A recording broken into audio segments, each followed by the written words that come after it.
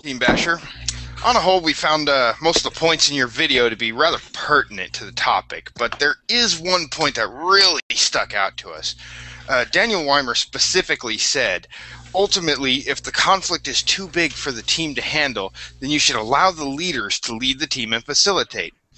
It's really important to guard against this becoming the standard. It's all right for the leader to occasionally step in and help out, but too many times, and it just becomes one person making all the decisions. Isn't that right, Tom? Yeah.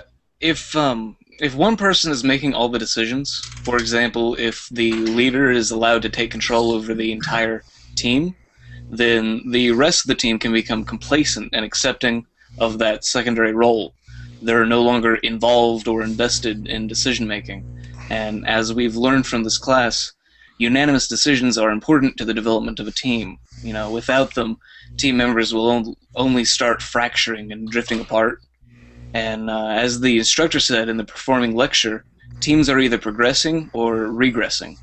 And if a team becomes complacent in letting the leader decide everything, then they are no longer progressing as a team. Well, this sounds like it can be a very serious problem. One of us took the liberty of looking into this and doing a little research, and I believe that was you, Mike, right? Yeah, thank you, Nico. According to Tansing, in the article on expert decision-making, effective decisions require multiple resources and data points. The leader alone does not have the proper decision-making tools available on his lonesome. If he's constantly stepping in, he's ignoring the team consensus on the direction, and this is ignoring the resources that the team provides, their expertise, their information, and just like their creativity. The team provides more data and viewpoints. Once again, the leader stepping in, he's going to ignore vital information, and without the contributions of the team as a whole is not going to be as productive if the leader is constantly making the decisions. So that sounds pretty serious, but we do have a solution for this problem. I believe Dan has that, right, Dan? Yeah, as Team Basher said in their original post, having that flow of communication between everybody on the team and having something to, boost the overall morale, it encourages team members to be more involved in the decision-making process and, with the team itself. And as the instructor said in the decision-making lecture, clearly defining the current situation and the desired outcome with different perspectives helps improve the results from the decision-making process. Yeah, now it's interesting that you brought up different perspectives because the production stage is all about being comfortable with the teammates. You have to be comfortable with the guy on your left and the guy on your right, or woman for that matter. Everyone's got to work together. You got to have every member involved in the decision-making process. You got to pull everybody into the meetings. You got to pull all of their research. Got to make sure that everybody is helping out with the essential tasks that are being handed out. All of those steps will help getting people involved in the decision-making process.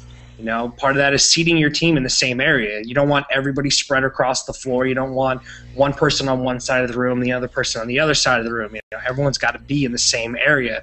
And this will help with all of the information being shared freely.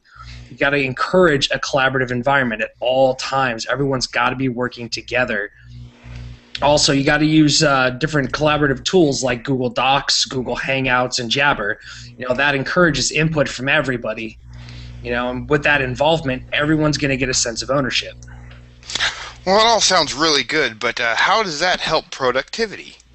Well, I'm glad you bring this up because I want to expand upon this sense of ownership and how you can really build upon it. Being one of the best ways to build upon the ownership is to be recognized for your hard work. And this can only really be possible if everyone has a chance to utilize their opinions and their expertise in an open and inviting team setting.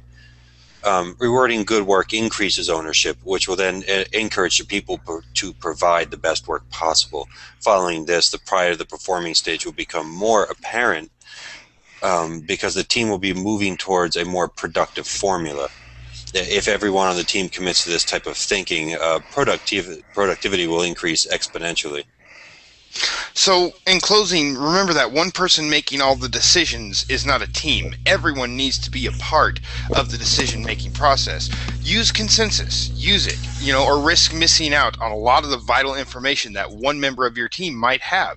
Because different perspectives do help. They help a great deal. They also help pull the team together. So pull the team together in every aspect and gain that sense of ownership in every assignment, in every project that your team does.